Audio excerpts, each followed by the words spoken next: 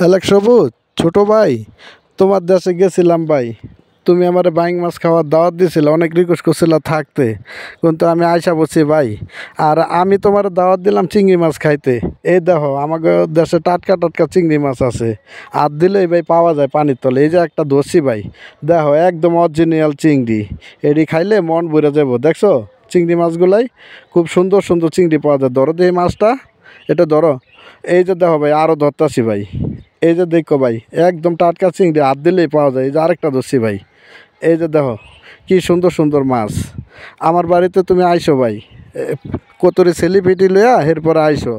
আরও লোকজন থাকলে লইয়া আইসো, মন মতো খাইয়া যাবা ভাই। এই যে দেখো আরও ধরতাছি ভাই।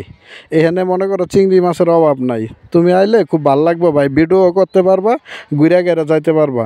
দেখো ভাই, এই যে দেখো কি সুন্দর মাছ ভিতরে ফালাইতেছে, লাফাইতেছে। এই দেখো কি সুন্দর। তোমার যে সব মন চায় ভাই তুমি